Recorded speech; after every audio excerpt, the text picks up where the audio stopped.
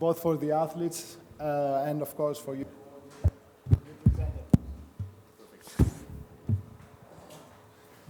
So let's take the questions. Let's start. Please raise your hand. Name, media organization. Gentleman here in the front. Hi, it's Steve for the IAAF.org, and this one is to Grant. Just a little bit, can you explain about your footballing background and why you decided to choose track and field? Okay, I'm new to this. Yeah, I played football in high school. I don't know if you guys know what high school is. But yeah, I played football when I was younger. Coming into college, it was one of the decisions that I wanted to make. And I sat down with my parents, and they broke it down simple to me.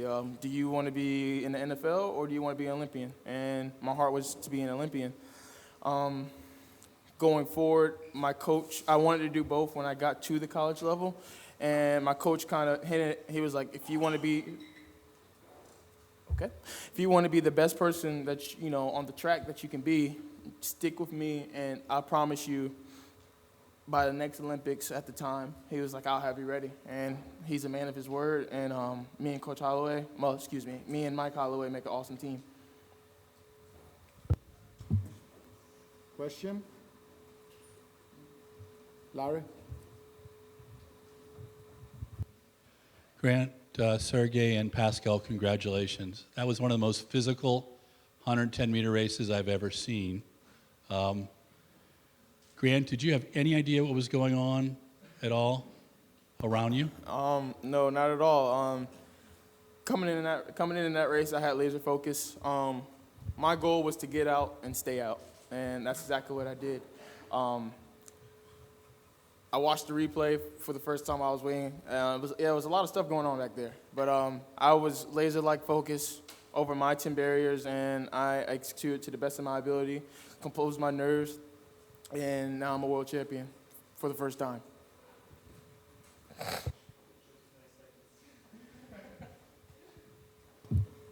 Question? Question to Grant. You run 60 meter hurdle in indoor and 4x1, 4x4, 4x8, 110 hurdle, whatever. How many races have you run in this year? I know I know somebody's a stat man, so someone hit me. 42? Today was 42 over hurdles or of all the events? Everything but so 40. So that's relays included. Yeah. So I'm at 42 races. I knew someone had a stat. So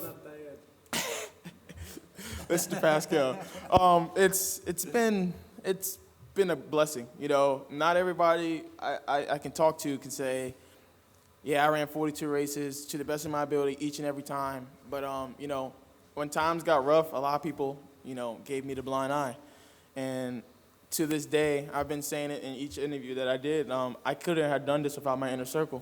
And when things got rough, my inner circle stayed with me. I can give the shout out to, you know, both of my parents. You know, definitely when times got rough, they stayed right there, kept me calm, still loved me, no other less, you know, than I was in the NCAA. And, you know, I have awesome best friends. I mean, Dwight Riddick isn't here right now, but I'm sure if he could hear this interview, this press conference, he will be, you know, extremely proud of me. And then at the same time, I have an awesome girlfriend. You know, she kept me calm. I see her almost every day. I talk to her almost every day, and it's just one of the things, you know, without, you know, that inner circle, without the people who love me, outside of track, outside of being a world champion, outside of being NCAA champion, whatever you want to say, American record holder, they loved me no matter what. You know, coming into this meet, I ran crappy at USA's, I ran crappy at Paris, and, you know, my inner circle stayed with me. And it's funny because, like, after Paris, I had, like, 20 text messages, you know, from, you know, the people who actually care about me and, you know, think about me as a human being, not just as a track person. And this weekend, I have 116 so far. So it's like, okay, who is really there for me when times were rough? And, I mean, when I lose, I keep my head held high, and when I win, I keep my head held high. And it's just one of the things, you know, I got an awesome God, I got an awesome parents, and I got an awesome inner circle.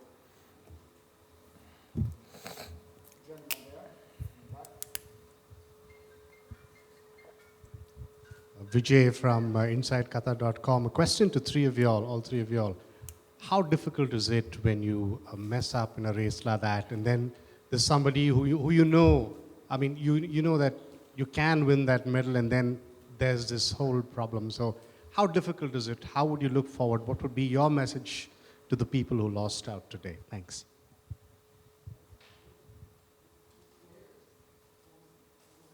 Question.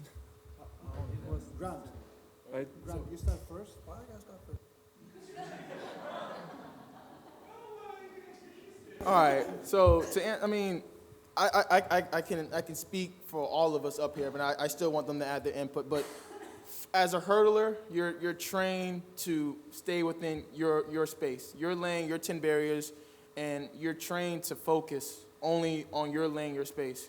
As soon as you start looking around, you know, trying to see where Pascal is or trying to see where Sergey is, that's when you lose your focus. As you did in semifinal. I was already over the hurdle. And you continue to lose your focus, and you know bad things can happen. Those barriers they don't care about your body. You know they're there to slow you down. But our job is to go full-fledged over 10 of them.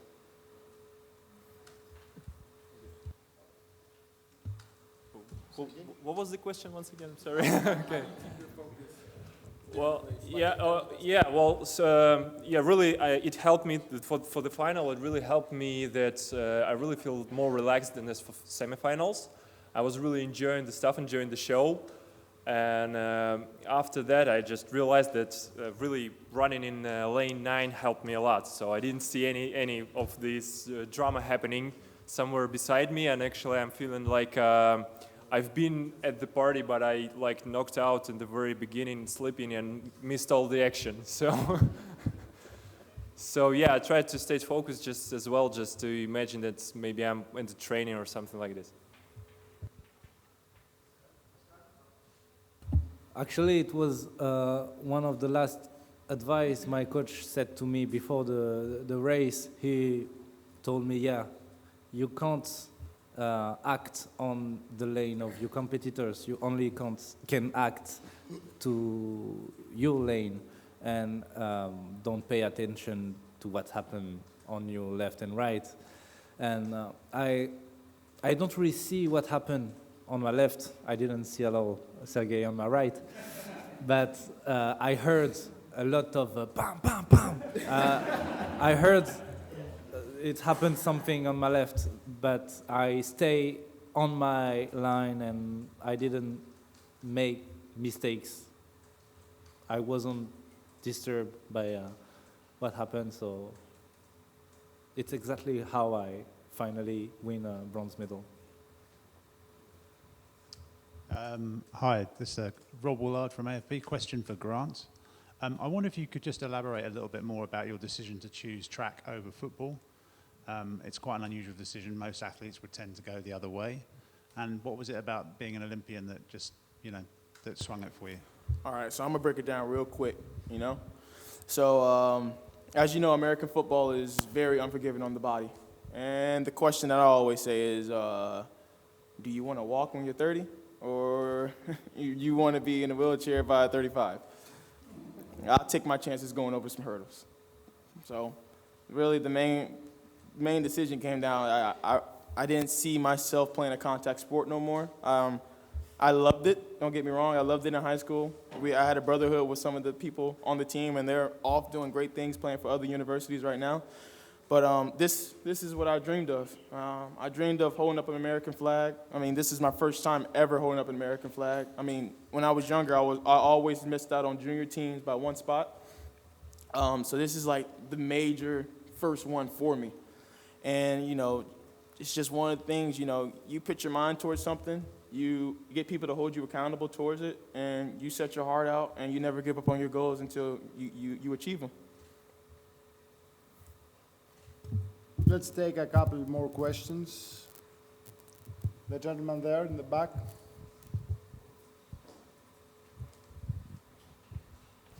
Stephen Mills, European Athletics. Question to Sergey. How much of a challenge has this season been? Because you had that leg injury after Rabat, and I believe that you've had problems at home in Barnal with your training facilities as well. So how have you overcome both of those things?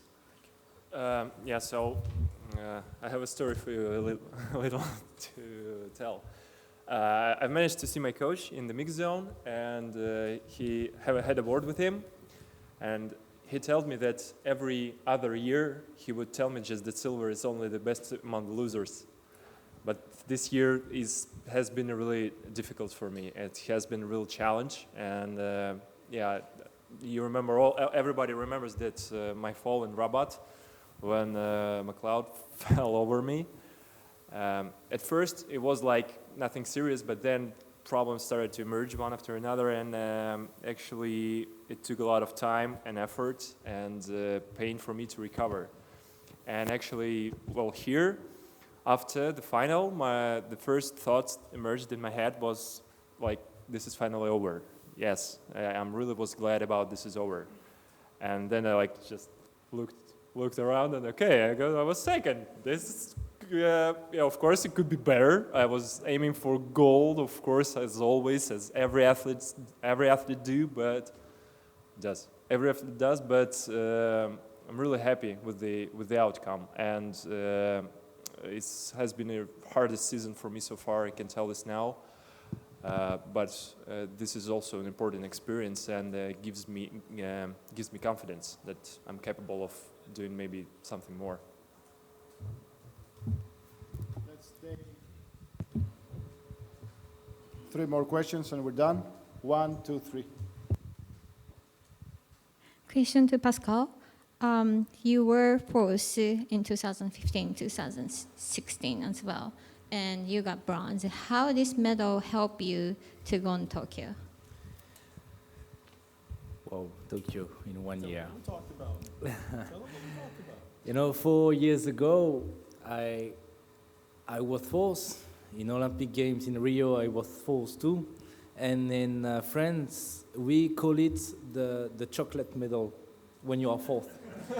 And I can say it was really, really difficult to digest this chocolate medal. So I'm now really, really happy to finally go home with a medal in bronze. I can't eat it, this one.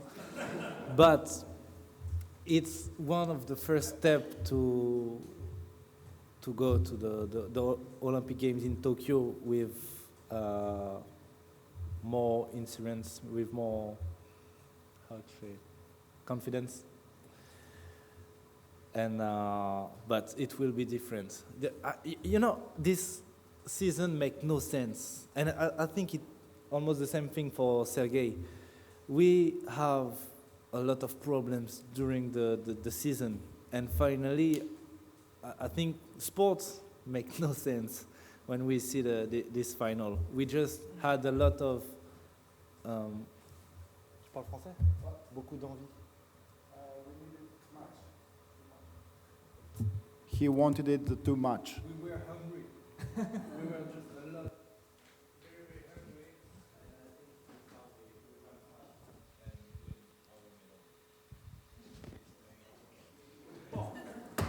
we were You're lucky guy to get a chocolate medal for you, because I got medal made of clay. Don't want chocolate anymore.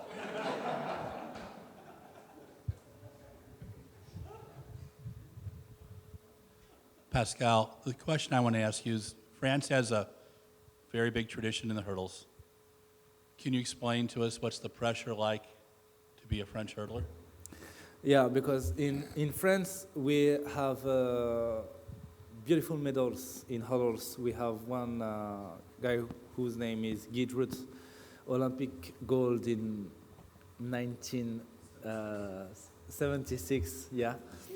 And we have a world champion, Ladji Decouré, in 2005 in Helsinki. So yes, we have a little pressure to follow this beautiful way they did before. But I'm really proud to be part of this French team. I think we can say there is a French school of hurdles, because hurdles are great in France more than other events. It's difficult to be French champion, actually. I'm not. I'm not the French champion. And so yeah, I'm happy. And I hope French hurdler will be good in Olympic Games next year. And this one is for Grant. At what point this year, Grant, did winning this title first become a realistic goal? I think it's always been a goal. I think when I started this season in the University of Florida uniform, I think in the back of Coach Holloway's mind and my mind was we're going to make it to October. I mean, through blood, sweat, and tears, it's been a long ride, but it's just one of the things, this is what you work towards. It's in a world year. You got to go to Doha. Everybody has to compete at the end of October, the beginning of October. Like, everybody has to do it. So we mapped out a goal after NCAA's indoor, and then we transitioned to outdoor. And then after outdoor, we sat down in his office for about an hour. And we just talked about, like, what should we do? And the biggest thing that he promised to me, and also my parents, they can attest to this, that he's got it under control. And not at one point did I ever get worried, and not at one point I believe that my parents ever got worried. I mean, I don't believe so. But it's just one of the things, I have a great coach, and at no point did he ever give up on me, even when I was running like crap. He never gave up on me. And I mean, to be here is just a blessing. So, you soak it all in. I mean, 4 years ago, I was watching Pascal at Rio, and 2015, that's what, 4 or 5? Don't watch too much. Chocolate is not good. It's just a blessing because, I mean, I have watched plenty of YouTube videos on these people to my left and to my right. And over again, I'm studying the game. All right, how am I going to get better? What can I do to, get on the podium? And, I've watched Pascal so many times. I mean, if you go on my YouTube search history, it's just 110 hurdles. I probably watch every single race. And then I watched Sergey in 2017. I mean, even though he got silver, but he still ran an awesome race, And it's just one of the things, you got to be a student to the game. And I have watched plenty of David Oliver, Alan Johnson, Terrence Trammell, Sergey Shabank, Pascal. I've watched it all. And it's just one of the things, in order to be great, you got to be a student to the game, even when you don't want to be. And I think just growing up, and I'm only 21 years old, and I'm still, learning. And, I'll probably, after everything calms down, I'll probably go back and watch this race, figure out what I did wrong, to figure out how can I get faster. And, that's just one of the things, as a young person, I mean, also as an athlete to the sport, that's what you got to do to get better. I did say that. You didn't watch no videos. Actually, no, not on your. Sorry. But actually, I did same with Liu Xiong, with Dairon Robles, because it was the first guy who began by 7-step, Yes. before the first hurdles. And it was a little weird in 2008 in Beijing. Do you realize how old you are? The first time. we could see him running faster on the starting block in the first hurdle, and it was different. And I watched a lot of movie video, and finally you did world champion with one of the best way we have it in this 21st century. Thank you, YouTube. Thank you, Instagram, etc. I think it's a really, really great school to learn hurdles. Yeah, and before we end, I do want to say, thank you to these two people for, building, setting that foundation for me to, carry on. I appreciate you guys being role models to me. I mean, even though you guys are my competitors, I still look up to you guys each and every day. And I just want to thank you that in front of everybody. And it's just one of the things, I enjoy being a student to you guys. Thank you very much.